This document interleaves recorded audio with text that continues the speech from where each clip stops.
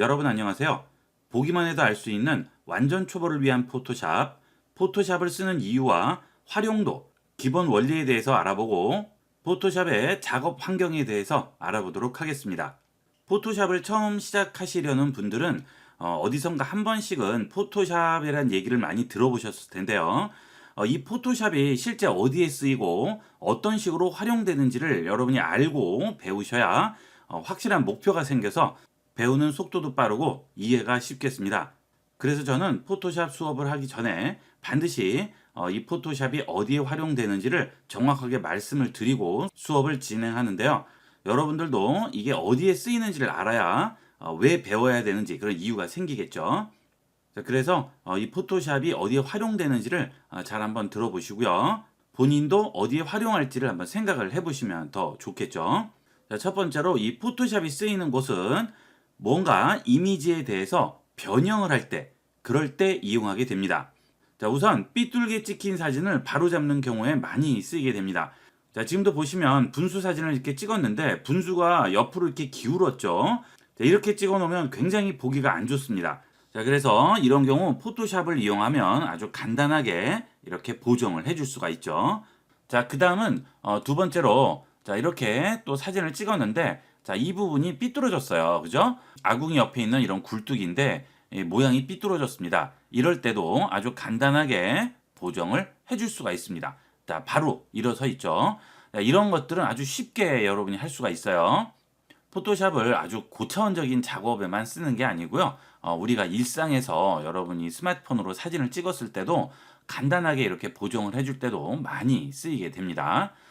자, 그 다음 여러분이 사진 같은 걸 찍으시거나 다른 사람이 찍은 사진을 이용을 하실 경우에 좀 어둡게 찍히거나 밝게 찍혀서 좀 수정을 했으면 좋은 경우, 이런 경우에도 포토샵을 이용을 하시면 간단하게 조정을 해줄 수 있습니다. 자, 지금 이 사진도 연출 같은 건 되게 좋은데 너무 어두워요. 그렇죠? 자, 이런 경우도 아주 간단하게 밝기를 올려줄 수가 있죠. 자, 이런 사진도 마찬가지예요. 제가 강의를 위해서 사진을 찍어 왔는데 좀 어두울 때 찍다 보니까 이렇게 전체적으로 색깔도 안 살아나고 밋밋하고 밝기 어둡기도 확실히 없어서 사진이 왠지 답답해 보이죠. 자, 이럴 경우에도 간단하게 이런 식으로 바꿔줄 수가 있습니다. 훨씬 더 선명해 보이죠. 자, 그리고 이런 나뭇잎이라든지 이런 부분들이 채도가 떨어져서 이미지가 밋밋해 보이는 경우도 채도를 마우스 클릭 한 번으로 간단하게 올려줄 수가 있습니다. 자, 이렇게 해주시면 채도가 있을 때와 없을 때 차이가 나죠. 훨씬 더 선명하고 시원해 보이게 됩니다. 자, 그 다음은 여러분들 많이 보시는 합성 같은 거 만들 때도 쓰죠. 자, 이렇게 실내에 있는 사진에 이런 웨딩 사진 찍은 것들을 합성을 하고 싶어요. 이럴 경우에도 많이 쓰이죠. 물론 이런 경우는 사진 한두 장만 가지고 이용할 수도 있지만 뭐 4장, 3장, 5장 이런 것들 여러 가지를 가지고 합성할 수도 있죠. 자, 그래서 여기 있는 사진을 합성을 하게 되면 이런 식으로 간단하게 합성을 해줄 수가 있겠죠. 자, 이런 식으로 가장 기본적인 사용법이 있고요. 그 다음은 인쇄물을 만든다거나 웹페이지를 만든다거나 이런 웹 디자인에도 반드시 필요하게 되겠죠.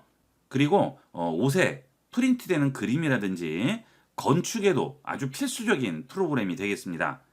두 번째는 아예 처음부터 이미지를 만들 때도 이용이 됩니다. 일러스트 같은 그림이라든지 뭐 웹툰 같은 만화들 있죠. 자, 그 다음에 웹페이지에 버튼이라든지 컴퓨터에 있는 아이콘, 로고 등을 들 수 있겠어요. 이렇게 여러분이 주위에서 볼 수 있는 이미지는 거의 포토샵이 이용된다고 보시면 되겠습니다. 그만큼 컴퓨터를 쓰신다면 기본적으로 알고 있으면 반드시 도움이 되고요. 절대 후회하지 않는 프로그램이 포토샵이 되겠죠.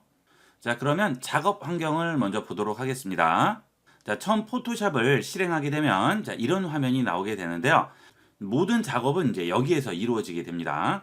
자, 이 포토샵 작업할 때 가장 중요한 툴 부분이 여기에 들어가 있죠.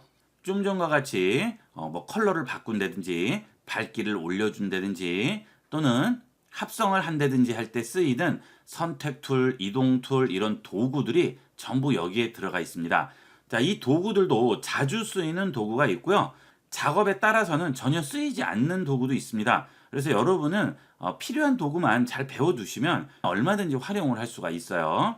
자, 그 다음은 상단의 메뉴가 되겠습니다. 자, 이 메뉴를 눌러보시면 이 도구에서 이용되지 않는 여러 가지 기본 메뉴들이 쭉 나오게 돼요. 물론 이 도구와 위에 있는 메뉴는 겹치는 부분은 없고요. 도구 따로, 메뉴 따로가 되겠습니다. 자, 그 다음에 이런 도구를 선택을 하게 되면 해당 도구에 대한 여러 가지 조절을 할 수 있는 컨트롤 패널이라는 게 위에 나오게 됩니다. 자, 예를 들어서 여러분이 여기에 있는 툴을 하나 선택을 해요. 자, 그러면 위쪽에 컨트롤 패널이 바뀌게 됩니다. 자, 이렇게 다양하게 계속 바뀌죠.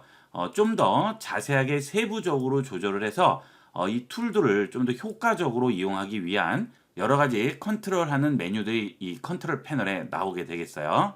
자, 그리고 우측에 있는 이 부분들이 패널이 열리는 부분이 되겠어요.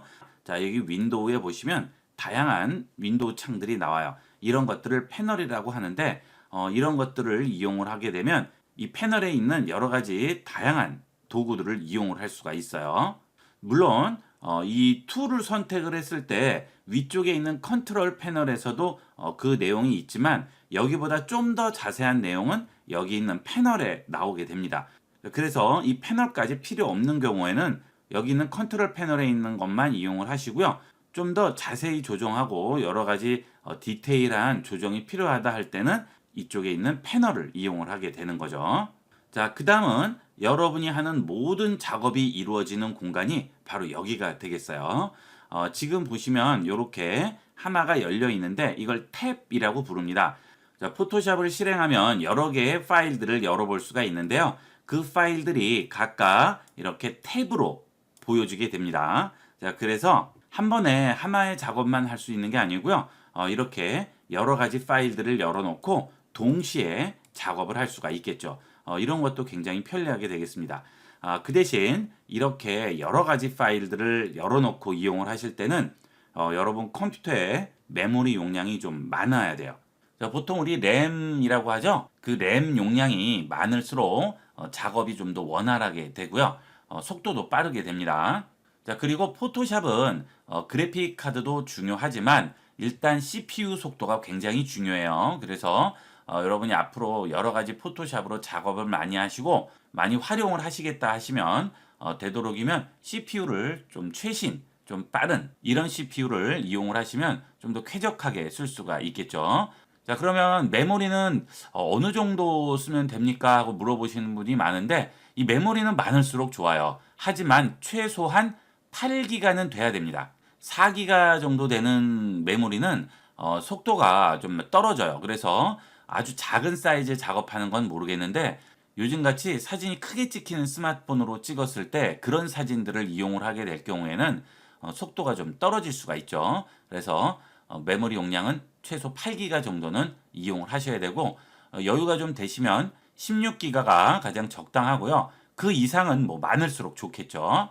자, 그 다음 저는 이미 이렇게 파일들을 열어놨는데요. 자, 이 파일들을 열지 않았을 경우에는 포토샵을 실행하면 처음 화면이 이렇게 나와요. 자, 여기서 오픈하게 되면 기존에 있는 파일들을 여는 거고요. 크리에이트 뉴 하면 새로운 도화지를 하나 꺼내는 게 되겠습니다.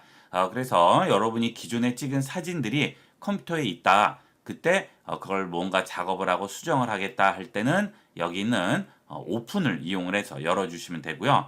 이미 한번 열었던 그런 사진들이나 이미지들은 이렇게 쭉 나오게 됩니다. 한꺼번에 확인을 해볼 수가 있죠. 그래서 얼마 전에 열었는지도 여기에 전부 나오죠. 그래서 그 사진 선택을 해주면 바로 열리게 되겠어요. 이 사진이 그 대신 그 위치에는 있어야 되겠죠. 자, 그 다음은 이렇게 사진을 한 장 열었어요. 자, 이 상태에서 가장 기본적인 툴과 단축키만 몇 가지 보도록 하겠습니다.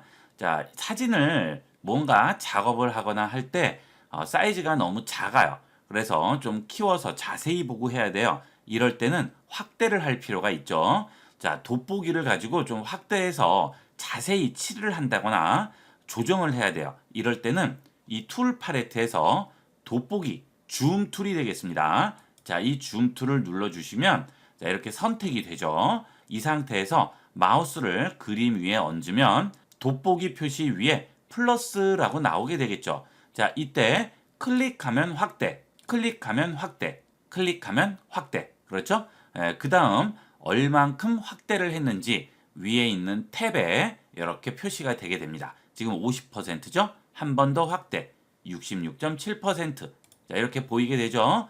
자, 그 다음 너무 확대했네요. 줄여야 되겠어요. 이때는 키보드에 있는 Alt 키를 누릅니다. 그러면 돋보기 안에 표시가 바뀌네요. 마이너스로. 클릭하면 축소, 클릭하면 축소, 클릭하면 축소가 되겠죠. 자, 이런 식으로 확대, 축소 해주게 되겠어요. 자, 그 다음 이렇게 하면 클릭을 여러 번 하게 되는데, 자, 이 상태에서 클릭해서 손을 떼지 않고요. 마우스를 좌우로 움직여주면 확대와 축소가 되게 됩니다. 자, 마우스에 손은 떼지 않는 거죠. 자, 클릭한 상태에서 우측 좌측으로 이용해서 빨리빨리 확대와 축소를 해주죠. 이렇게 하면 좀 더 편리하겠죠? 클릭 클릭 클릭하는 거 하고 클릭한 상태에서 기다리면 계속 확대. 그렇죠? Alt 키 누르고 클릭하고 기다리면 계속 축소. 자, 근데 이러면 시간이 많이 걸려요. 그래서 클릭 좌우로 움직여서 확대와 축소를 해주게 되겠어요. 자, 그 다음은 이렇게 확대를 했어요. 그런데 자, 이쪽 옆에 부분이 안 보이죠? 자, 지금 이 창은 여러분 모니터의 사이즈에 따라서 안 보이는 부분이 있을 수 있겠죠? 저는 지금 강의하기 때문에 화면 사이즈를 좀 작게 해서 보여드리고 있어요. 그러다 보니까 확대를 하면 이쪽에 안 보이는 부분이 있습니다. 움직여 볼게요. 자, 아래쪽에 보면 스크롤 바가 있고요. 우측에 보면 또 스크롤 바 있죠? 이렇게 하면 안 보이는 부분을 볼 수가 있습니다. 확대를 했기 때문에 돋보기를 움직여야죠. 지금 이쪽만 지금 보고 있는 거예요. 자, 그러면 우측을 좀 보려면 돋보기로 이렇게 움직여서 보겠죠? 똑같은 원리죠. 자, 그런데 그때마다 스크롤을 가지고 또 움직여야 되죠. 굉장히 귀찮습니다. 그래서 그때는 키보드에 있는 스페이스바를 누르고 기다려요. 그러면 뭐로 바뀌죠? 손바닥으로 바뀝니다. 손바닥으로 잡고 그림을 이렇게 움직인다고 생각하시면 돼요. 자, 이렇게 이동시키면서 내가 원하는 공간을 확인을 하는 거죠. 자, 작업하기 위해서 좀 확대를 했는데 왼쪽을 보거나 오른쪽을 보고 싶다. 그럴 때는 언제든지 축소를 하지 마시고요.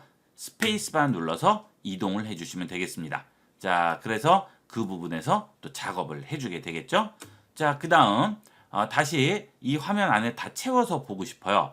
자, 그럴 때는 또 축소하지 마시고요. 툴 팔레트에 보시면 뭐가 있죠? 손바닥이 있어요. 이 손바닥을 더블 클릭합니다. 그러면 이 화면에 딱 맞춰서 채워주게 됩니다. 이때 사이즈는 20.6%네요. 원래 이 그림의 사이즈는 몇 퍼센트일까요? 100%죠. 자, 100% 하게 되면 자, 이렇게 커지기 때문에 다 한꺼번에 전체적인 그림을 볼 수가 없죠. 그래서 그때는 손바닥을 더블 클릭해서 전체적인 면을 확인을 해볼 수가 있겠습니다. 자, 꼭 기억하세요. 스페이스바, 그 다음에 돋보기. 자, 그 다음에 작업하시다 보면 이 손바닥 툴 더블 클릭하는 것도 귀찮아요. 그죠? 빨리빨리 해야 되는데 또 왔다 갔다 해야 되니까 그럴 때도 단축키입니다. 컨트롤 1, 100%, 컨트롤 0, 화면에 맞춰줍니다. 컨트롤 1과 컨트롤 0 많이 활용하세요. 안 그러면 이용하실 때마다 계속 툴 팔레트로 왔다 갔다 하셔야 되는 거예요. 그러니까 컨트롤 1과 컨트롤 0으로 100%, 그 다음 화면에 딱 맞추기 왔다 갔다 이용을 하시고요. 자, 그 다음에 이 돋보기로 또 클릭하는 것도 왔다 갔다 귀찮아요. 그죠? 작업을 하시다 보면 이 굉장히 번거롭습니다. 이럴 때도 단축키 이용합니다. 자, 컨트롤 누르고 그 상태에서 키보드 상단에 보시면 백스페이스 키 있죠? 그 백스페이스 바로 왼쪽에 보면 플러스와 마이너스가 있습니다. 플러스 확대, 마이너스 축소. 자, 이게 컨트롤 누르고 누른 상태에서 플러스 마이너스가 되겠어요. 자, 이 단축키 꼭 기억을 하세요. 이게 어떻게 보면 제일 많이 쓰이는 단축키라고 볼 수가 있습니다. 손바닥 단축키, 줌 단축키. 자, 단축키를 뭐 여러 가지 알고 현란하게 막 이용을 하시는 분도 있는데 사실 단축키는 중요한 게 아니에요. 제일 많이 쓰이는 거 몇 가지만 아시면 됩니다. 그렇지 않으면 전부 메뉴에 직접 찾아가서 누르시면 되죠. 처음에 어느 정도 숙달되기 전까지는 단축키 외우려고 하지 마시고요. 기본 단축키만 알아두시면 충분히 이용을 할 수가 있어요. 자, 이렇게 해서 포토샵의 기본적인 내용에 대해서 알아봤습니다. 이번 시간은 여기까지 하도록 하겠습니다. 감사합니다.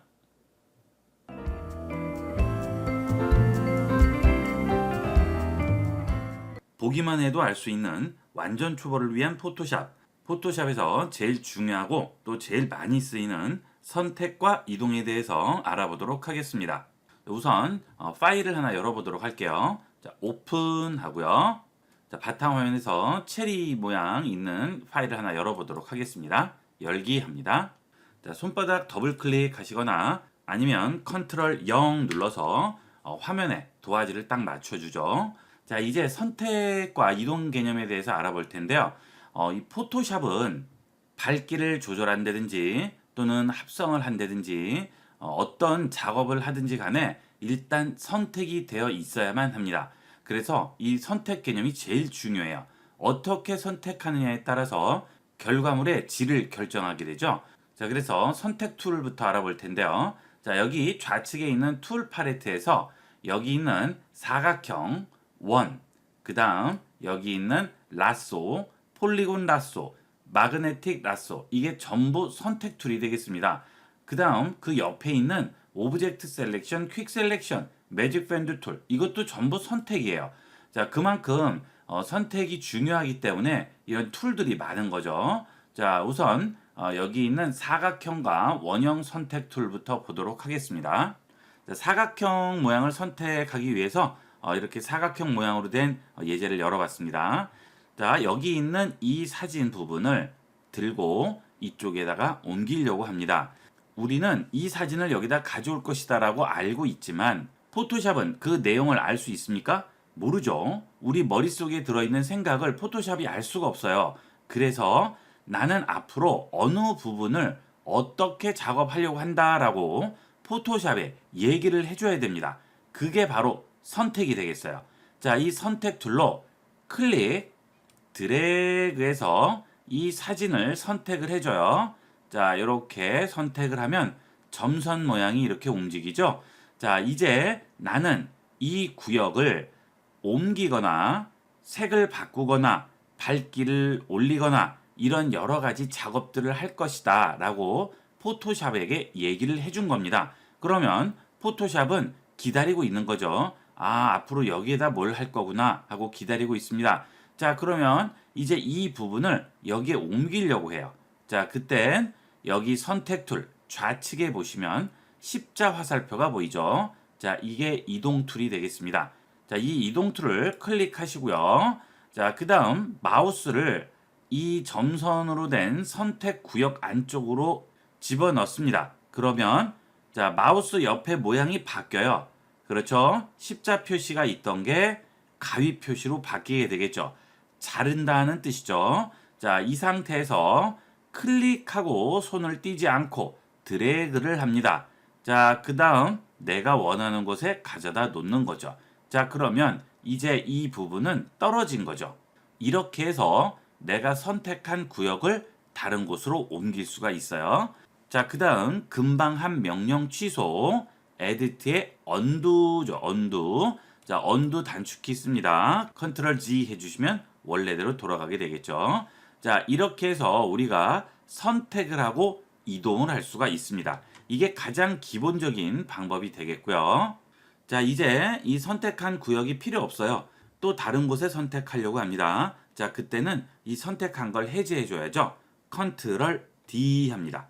자, 그러면 선택한 것이 없어지죠. 선택 취소, 컨트롤 D 기억하세요. 자, 그 다음 이번에는 이 부분을 선택을 해 볼게요. 자, 또 선택 툴 선택하고요. 자, 클릭, 드래그해서 선택을 했어요. 자, 근데 선택을 하고 보니까 여기도 같이 선택을 해야 될 것 같아요. 여기도 동시에 움직여야 돼요. 그럴 때는 자, 여기를 클릭해서 드래그하면 어떻게 돼요? 먼저 번 선택된 거 어디 갔죠? 없어집니다. 해제가 되게 돼요. 클릭 드래그해서 선택 구역을 만든 상태에서 자, 다른 곳에 또 클릭 드래그해서 만들면 먼저 번 선택 구역은 없어지는 거죠. 자, 그런데 이렇게 선택을 해 놓고 얘도 선택을 해서 동시에 움직여야 할 필요가 있죠. 자, 그럴 때는 그럼 어떻게 할까요? 이럴 때는 키보드에 있는 Shift 키를 이용하게 됩니다. 자, Shift 누른 상태에서 클릭 드래그 합니다. 자, 그러면 어떻게 돼요? 여기도 선택, 여기도 선택돼 있죠. 자, 이제 여기 있는 이동 툴로 클릭, 드래그해서 움직이면 어떻죠? 두 개가 동시에 움직이게 되겠죠. 자, 이게 다중 선택을 하는 방법이 되겠어요. 내가 꼭 한 곳만 선택하라는 법은 없으니까 동시에 여러 곳을 선택하고자 할 때는 Shift를 누른 상태에서 여기 있는 선택 툴을 클릭 드래그 해주시면 자, 이렇게 동시에 내가 원하는 구역을 여러 곳을 선택할 수 있고요. 이동할 때는 이동 툴, 무브 툴로 자, 클릭 드래그를 하시면 똑같이 이동을 할 수가 있겠습니다. 자, 이게 선택과 이동의 가장 기본적인 방법이 되겠어요. 자, 그 다음 이렇게 선택을 해놓고 보니까 이 부분은 필요가 없네요. 나는 여기 있는 이 그림, 이 그림, 이 그림만 옮겨야 되는데 여기까지 선택이 돼 있어서 클릭 드래그 하면 같이 움직여 버리죠. 자, 이 선택은 취소하고 싶어요. 자, 이때는 똑같이 선택 툴 누르고요. 자, 이번에는 Shift가 아니고요. Alt입니다. Alt 키를 누르면 선택 툴 우측에 마이너스 표시가 나오게 되죠. 자, 이거는 뭐예요? 선택을 그 구역만 해제해 줍니다. 클릭 드래그. 없어졌죠. 자, 그러면 움직이면 이 세 개의 사진만 움직이게 되겠어요. 자, 그러면 다시 돌아가서요. 자, 여기 있는 사각형 선택 툴 누르고요. 자, Alt를 또 누른 상태에서 자, 클릭 드래그해서 이렇게 해볼게요. 자, 그러면 어떻게 될까요? 자, 안쪽에 걸친 부분은 해제가 돼버리죠. 자, 움직이면 이렇게만 움직이게 되겠죠. 이 선택 툴을 선택을 한 상태에서 Shift와 Alt로 추가를 하거나 빼줄 수가 있어요. 그런데 추가할 때나 뺄 때 마찬가지로 내가 클릭 드래그 한 부분은 Shift를 누른 상태면 합쳐져요. 이렇게 선택 구역이 합쳐지게 됩니다. 자, 만약에 Alt를 누르게 되면 이런 식으로 내가 선택한 사각형 안에 들어간 부분만 빠지게 되는 거죠. 즉, 이렇게 해서 클릭 드래그를 하면 자, 기존에 선택되어 있던 부분은 당연히 해제가 돼요. 자, 그 외에 바깥 부분은 아예 처음부터 선택이 안 돼 있는 거니까 이렇게 해도 선택이 계속 해제가 된 상태가 되는 거죠. 자, 이게 Shift와 Alt를 이용한 선택 추가와 선택 해제가 되겠습니다. 자, 여기 있는 사각형 선택 툴을 누르고 기다리면 엘립티컬 마키 툴이라고 또 나와요. 자, 이것은 원으로 된 선택 툴이에요. 이것도 마찬가지로 Shift를 누르고 클릭 드래그 하면 합쳐지고요. Alt를 누르고 클릭 드래그 하면 그 구역이 빠지게 됩니다. 이런 식으로. 그렇죠? 바깥쪽에 클릭 드래그해서 빼주는 거 의미가 없죠. 원래부터 선택이 안 된 구역이니까. 자, 그 다음 여기 있는 이동 툴로 움직이면 아주 간단하게 이동을 시킬 수가 있겠죠. 개념만 이해하시면 굉장히 쉽습니다. 자, 그러면 이번에는 원으로 그린 이 원 구역을 선택한 상태에서 자, 사각형 선택 툴을 또 선택을 하고요. 렉탱귤러 마키 툴이라고 하고요. 원은 엘립티컬 마키 툴이라고 부릅니다. 자, 여기 있는 렉탱글 마키 툴을 이용을 해서 Shift를 누르고 드래그를 하면 어떻게 될까요? 어떻게 되죠? 자, 그 구역이 또 합쳐지는 거죠. 예, 그냥 무조건 Shift를 누르면 합쳐지는 거고요. Alt를 누르면 무조건 그 구역만치 빠지는 거예요. 간단하게 생각하시면 됩니다. 자, 이것은 여기 있는 도형 선택 툴일 때 해당하는 얘기고요. 이 이동 툴 아래쪽에 보시게 되면 라쏘 툴이라고 있죠. 이 라쏘 툴은 내가 원하는 구역만 선택을 합니다. 자, 체리 사진으로 왔어요. 이제 여기 있는 이 체리를 이쪽에다 옮기고 싶어요. 자, 그러면 이렇게 사각형 선택 툴로 선택을 하면 어떻게 되겠습니까? 자, 이동해 볼게요. 어떻죠? 잘려져 버리죠? 자, 이 부분까지 다 와버리죠. 나는 싫어요. 나는 이 부분만 필요한 거죠. 자, 그러면 여기 있는 원형 선택 툴로 이런 식으로 선택을 했어요. 자, 그래도 완벽하게 선택이 안 돼요. 당연히 그렇겠죠? 이 체리가 정원이 아니기 때문에 어쩔 수가 없습니다. 자, 그러면 이렇게 움직이면 잘리는 부분이 생기죠. 자, 이런 문제가 있고요. 또는 여기 있는 이 부분만 선택을 한다거나 할 때도 여기 있는 사각형이나 원으로는 선택을 할 수가 없습니다. 그죠? 자, 이때 여기 있는 라쏘 툴을 이용하게 돼요. 이 라쏘 툴은 내가 원하는 구역을 내 맘대로 선택할 수 있습니다. 자, 클릭, 드래그해서 내가 원하는 모양대로 만드세요. 이렇게. 자, 그러면 그 구역이 선택이 되겠죠. 자, 마찬가지로 여기도 이런 식으로 선택을 해주세요. 자, 이렇게 선택을 했습니다. 자, 그 다음 여기 있는 이동 툴로 움직이면 그렇죠. 예, 그러나 원과 사각형은 이런 모양을 만들어낼 수가 없죠. 이게 바로 라쏘 툴의 장점이 되겠습니다. 내가 원하는 구역만 선택을 하고 이동 툴로 이동할 수 있는 그런 기능이 되겠어요. 그 다음 확대를 해보겠습니다. 자, 클릭 드래그 합니다. 자, 이렇게 했더니 여기가 좀 덜 선택됐어요.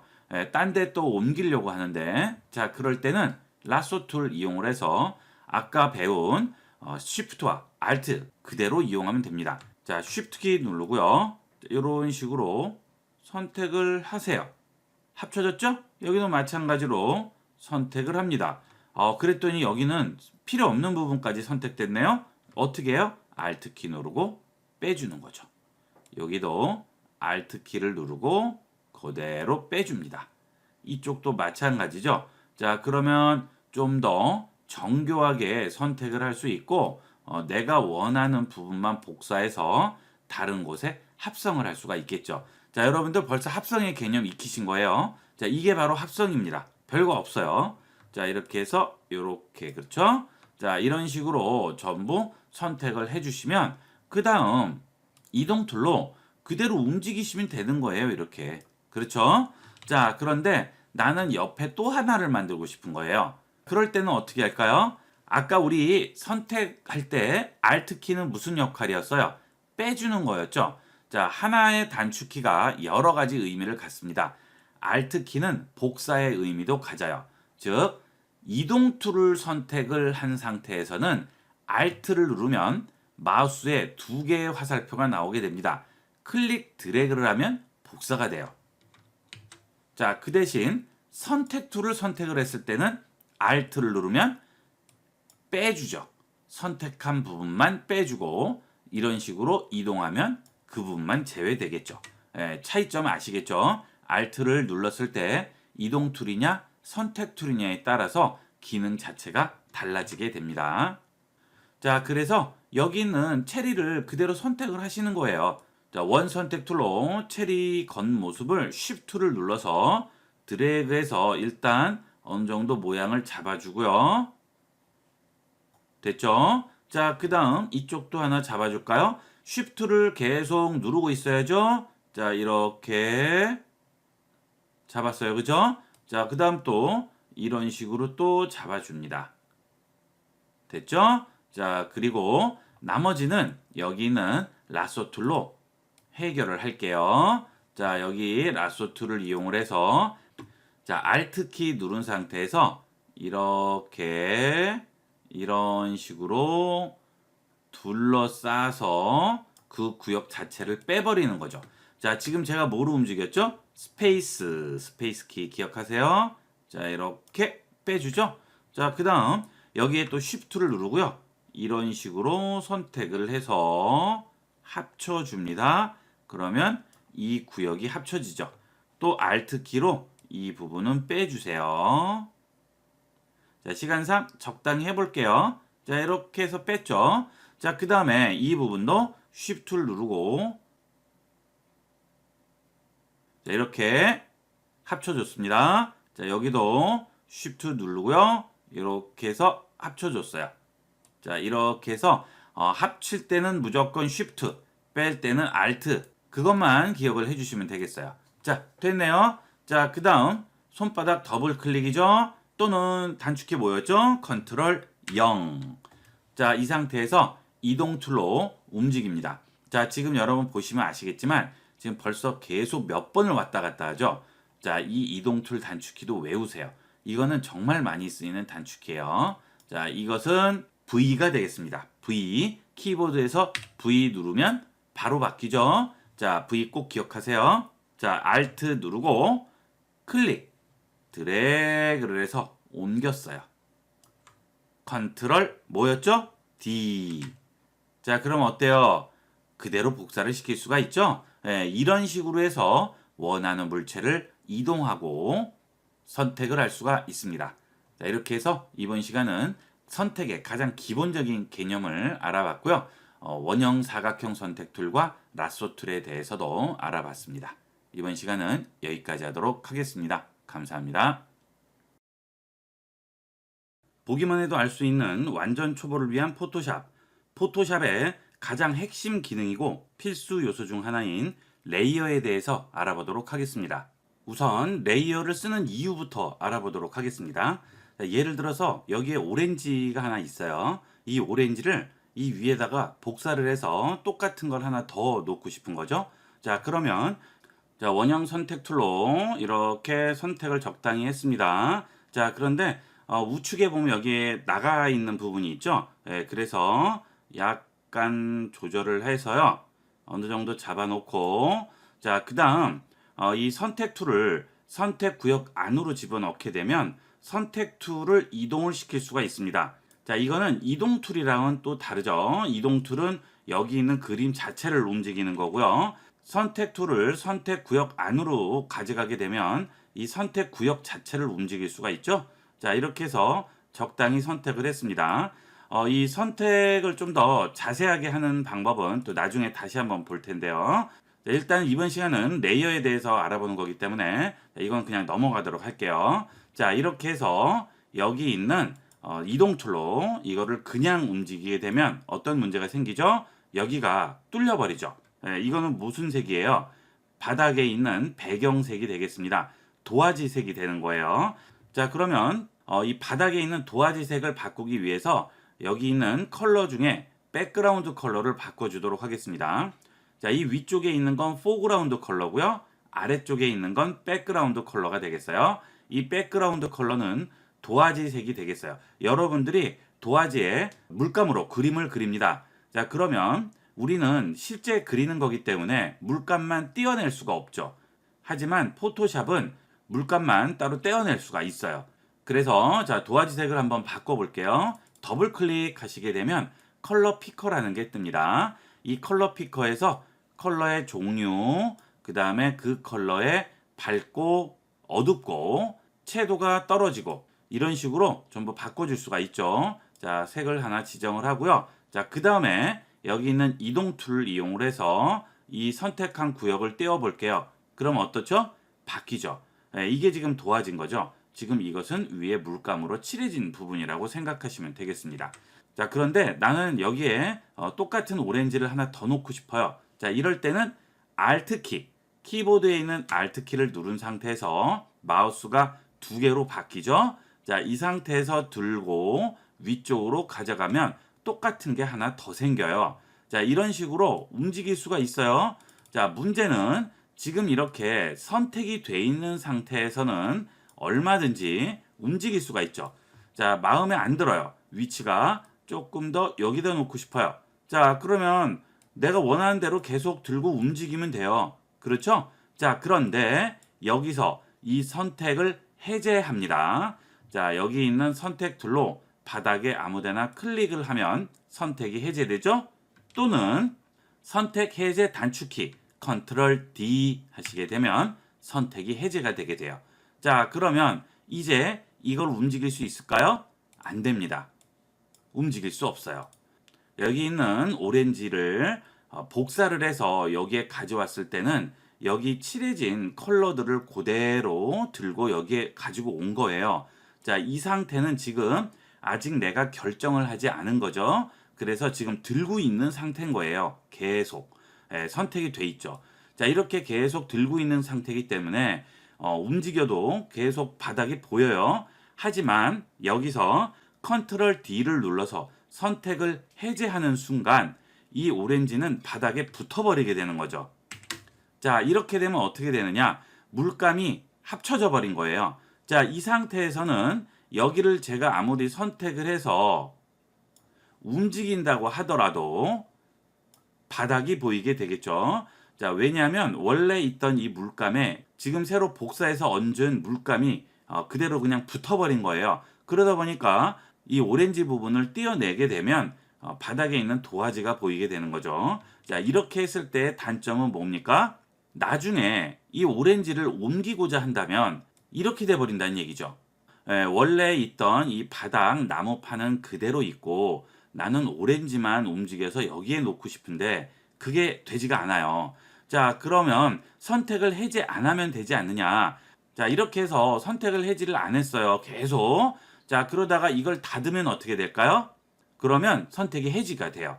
자, 이렇게 선택이 된 상태는 내가 이 그림을 열었을 때만 해당하는 거고요. 이거를 만약에 닫았다. 저장하라고 나오죠? 자, 저장을 해볼게요. 자, 저장했습니다. 자, 다시 오프드로 열어볼게요. 자, 어때요? 그대로 있어요. 그죠? 그러나 선택은 어떻게 됐죠? 없어졌죠. 이걸 다시 선택을 하더라도 띄면 그대로 바닥이 나오게 되겠죠. 자, 이 선택을 저장하는 방법이 없습니다. 이런 포도도 선택해서 움직이고 이런 잔도 선택해서 움직이고 숟가락도 선택해서 움직이고 여러 가지를 움직였어요.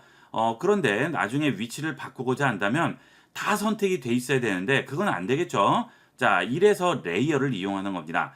이 레이어는 포토샵의 핵심 기능이라고 생각하시면 되겠어요.